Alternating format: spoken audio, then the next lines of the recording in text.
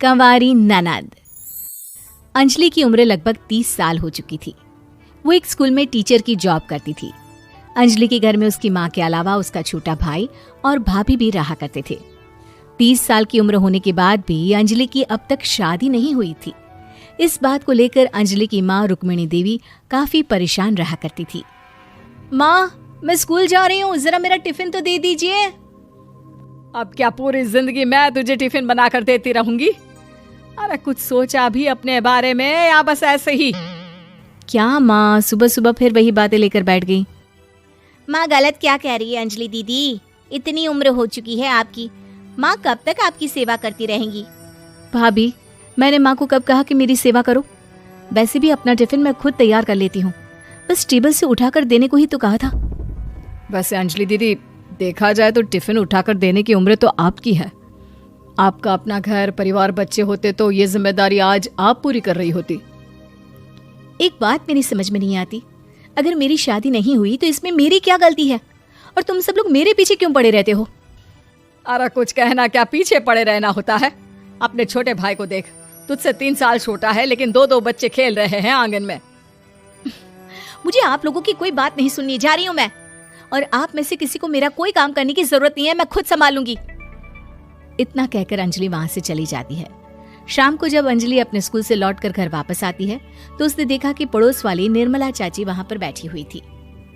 क्या बात है अंजलि बिटिया, नौकरी करके वापस आ गई? जी चाची जी, कैसी हैं आप? मैं तो ठीक हूँ बेटा, तुम बताओ शादी के बारे में कुछ सोचा या नहीं? अरे रहने दीजिए ना, इससे तो शादी की बात करना ही बेकार है। कुछ भी कहो तो गुस्सा करती है, बात बात पर आंखें दिखाती है। माँ, आप ऐसा क्यों कह रही हैं? मैंने कब आप पर गुस्सा किया?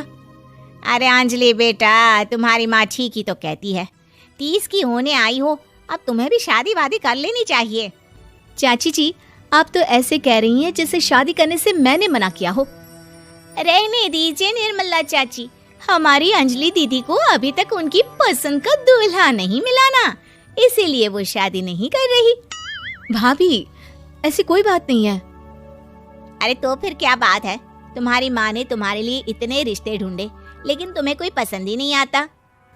क्या है ना चाची जी, हमारी ननद रानी नौकरी जो करती है ऐसे ही थोड़ी ना किसी को पसंद कर लेंगी।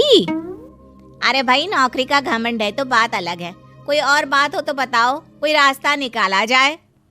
नहीं चाची जी, कोई बात नहीं है, बस मुझे अभी तक अपनी पसंद का कोई मिला नहीं है।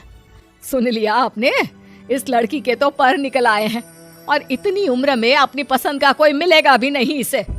माँ, आप मेरी शादी को लेकर हमेशा मुझे ताने क्यों मारती रहती हैं? अपनी माँ की बातें तो ताने लगती है। ताने हैं? बताओ, मैंने कुछ गलत कहा क्या? देखो, ये सब छोड़ो, मेरी दूर की बुआ का बेटा है, उसकी अभी शादी नहीं हुई है, उम्र होगी कोई 34-35 साल। आप कहें तो बात आगे बढ़ाऊं? अरे हाँ, क्यों नहीं, ये भी कोई पूछने की बात है। अरे जल्दी से लड़के को यहाँ बुला लो। माँ, आप मुझसे पूछे बिना मेरी शादी की बात करने जा रही हैं और मेरी उम्र 30 भी पूरी नहीं हुई है। निर्मला चाची कह रही है कि वो लड़का 35 साल का है। अंजलि दीदी, आपको क्या लगता है इस उम्र में कोई फिल्म का हीरो आएगा आपके लिए? देखिए, अब पसंद और नापसंद की बात तो रहने दीजिए, पसंद करने की उम्र तो आपकी निकल चुकी। अब तो जो भी मिले उसी से शादी कर लीजिए, इसी में भलाई है। तेरी भाभी बिल्कुल ठीक कह रही है। अब जैसा रिश्ता मिले उसके लिए हाँ कर देना, ताकि हम भी गंगा नहाए। ठीक है, चलिए मैं उस लड़के को कहती हूँ, वो कल ही अंजलि को देखने आ जाएगा। अगले दिन निर्मला चाची के दूर का रिश्तेदार अंजलि को देखने उसके घर आता है। उसका नाम था अजय। अंजलि जी, तो आप नौकरी करती हैं, वो भी स्कूल में? जी हाँ, मैं स्कूल में टीचर हूँ। हमारी बेटी बहुत होशियार है। अरे पढ़ने लिखने में इतनी होशियार है, इसीलिए तो इसकी नौकरी लगी है स्कूल में।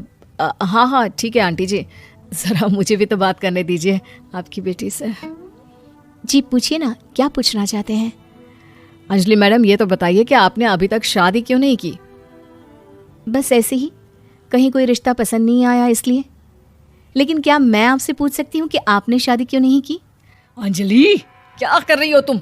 लड़कियों को इस तरह की बातें नहीं शोभा देती। रहने दीजिए आंटी जी, आपकी बेटी काफ़ी पढ़ी लिखी है, मैं उनके सवाल का जवाब दे ही देता हूँ। वो क्या है ना, मुझे भी अभी तक अपनी पसंद की कोई लड़की नहीं मिली। अच्छा अच्छा, कोई बात नहीं। वैसे आपकी तनख्वाह कितनी है, कितना कमा लेती हैं महीने का? जी यही कोई 25,000 महीने। बस 25,000? इतने से क्या होता है? इतने से तो आजकल घर भी नहीं चलता। आपके कहने का क्या मतलब है? अरे मैं तो ये सोच कर आया था कि नौकरी वाली लड़की है, आराम से 40,000 कमाती होगी। माफ कीजिएगा, आपका और मेरा रिश्ता नहीं हो सकता। जी कोई बात नहीं, मुझे भी आपके साथ शादी करने में कोई इंटरेस्ट नहीं है। अंजलि, किस तरह की बात कर रही हो? घर आए रिश्ते को ठुकरा रही हो तुम। दीदी, अब इस उम्र में आपको इतनी अकड़ नहीं दिखानी चाहिए। अच्छा खासा रिश्ता हाथ से निकल गया, कहीं ऐसा ना हो कि जिंदगी भर कुंवारी ही रह जाओ आप। कुछ दिन और ऐसे ही निकल जाते हैं और अंजलि की शादी कभी नहीं होती। अंजलि के परिवार वाले बिंदास उसे ताने मारते रहते हैं, लेकिन अंजलि एक बड़ी नौकरी की तैयारी करती है और उसमें सिलेक्ट होने के बाद अंजलि को एक बहुत बड़ी नौकरी मिल जाती है। अब तो दीदी के नखरे और भी ज्यादा बढ़ जाएंगे भाई। अब तो इतनी बड़ी नौकरी जो लगी है, अब इनकी शादी होने से रही। माँ, मुझे नौकरी के लिए दूसरे शहर जाना पड़ेगा। आप जानती हैं ये बहुत बड़ी जॉब है और इसमें पैसे भी बहुत ज्यादा मिलेंगे। अच्छा, कितने पैसे मिलेंगे बेटा? माँ, मुझे हर महीने 90,000 सैलरी मिलेगी। क्या? अरे वाह वाह, ये तो बहुत अच्छी बात है। लेकिन फायदा क्या? कितने भी पैसे मिले, शादी तो हुई नहीं ना तुम्हारी। अंजलि नौकरी करने के लिए दूसरे शहर में चली जाती है और जब कुछ महीनों के बाद वो वापस घर आती है तो उसे अपने पति के साथ देखकर उसके घर वाले हैरान रह जाते हैं। अरे अंजलि, तूने शादी कर ली और हमें बताया तक नहीं। और दामाद जी करते क्या हैं? इतनी बड़ी कार है उनकी। माँ, मैं आपको सब कुछ बताना चाहती थी, लेकिन आप सबके ताने सुनकर बहुत दुखी हो गई थी और इसलिए मैंने अपनी पसंद से शादी कर ली। मेरे पति मेरे साथ ही ऑफिस में नौकरी करते हैं और बहुत बड़े अफसर हैं। और एक बात बताऊं माँ, आज मैं बहुत खुश हूँ।